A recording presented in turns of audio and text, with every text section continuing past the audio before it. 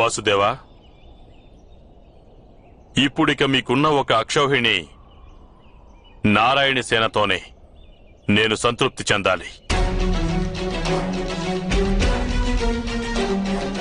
శుభం దుర్యోధన.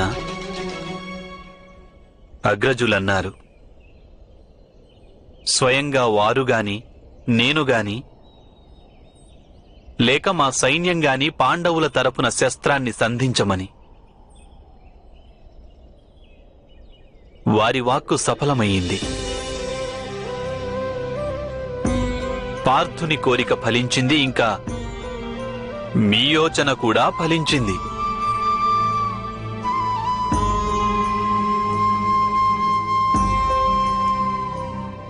ఇక తెలియవలసింది ఒక్కటే, ఈ యుద్ధంలో ఎవరికి ఏమి ప్రాప్తిస్తుందనేది.